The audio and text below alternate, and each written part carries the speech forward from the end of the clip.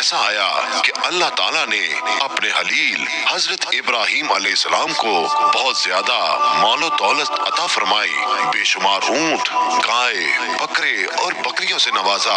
ایک بار اللہ تعالیٰ نے فرشتوں کو کہا کہ ابراہیم میرا دوست ہے، تو فرشتے کہنے لگے یا اللہ، اگر کسی انسان کو اتنی دولت اور اتنا مال دیا جائے تو اسے تو تیرا دوست بننا ہی ہے۔ تو اللہ تعالیٰ نے فرمایا کہ جاؤ اور میرے خلیل کا امتحان لے لو۔ پھر ایک فرشتہ امتحان لینے کے لیے حضرت ابراہیم علیہ السلام کے پاس پہنچا۔ آپ علیہ السلام اپنی بھیڑ بکریوں کو چرا رہے تھے۔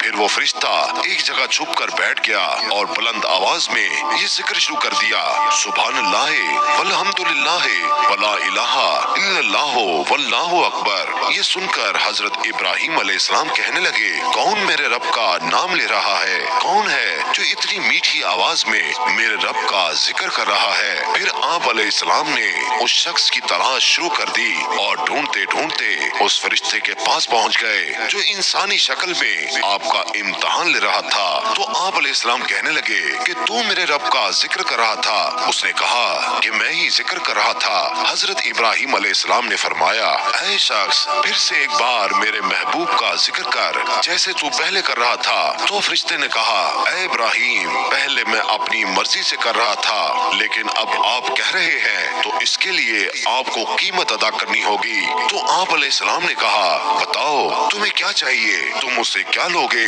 میرے پیارے رب کا ذکر سنانے کے لیے۔ فرشتے نے کہا کہ آپ کی جتنی بھی بکریاں ہیں اگر آپ مجھے دے دیں تو میں اللہ کا ذکر آپ کو سنانے کے لیے راضی ہوں۔ آپ علیہ السلام نے فرمایا، بس اتنا ہی، جاؤ میں تم کو اپنی ساری بکریاں دیتا ہوں، اب مجھے میرے رب کا ذکر سنا دو۔ پھر وہ ذکر کرنے لگا۔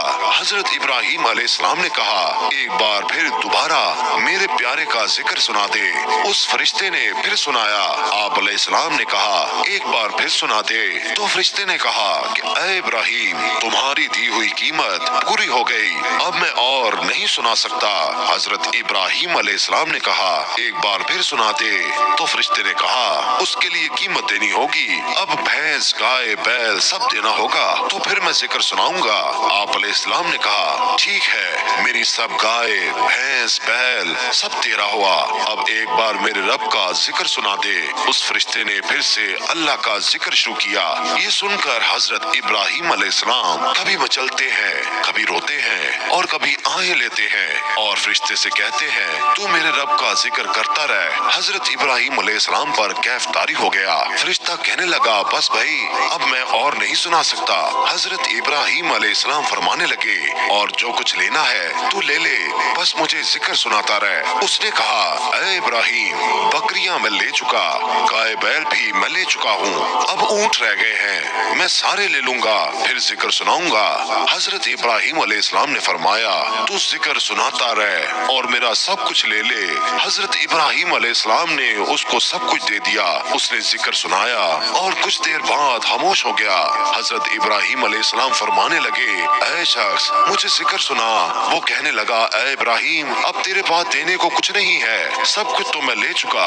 حضرت ابراہیم علیہ السلام فرمانے لگے، یہ گائے، بھینس، بکریاں چرانے کے لیے تجھ کو کوئی نوکر یا ملازم تو چاہیے نا، تو ایسا کر، تو مجھے نوکری پر رکھ لے، میں تجھ سے روٹی بھی نہیں مانگوں گا، بس تو مجھے میرے رب کا ذکر سناتے رہنا اور میں تیرے جانوروں کی دیکھ بھال کرتا رہوں گا۔ یہ سن کر فرشتے کی آنکھوں میں آنسو آ گئے۔ تو فرشتے نے آپ علیہ السلام کو سینے سے لگا لیا اور کہا کہ میں آپ کا امتحان لے رہا تھا، آپ واقعی اس لائق ہیں کہ اللہ تعالیٰ آپ کو خلیل یا دوست بنائے۔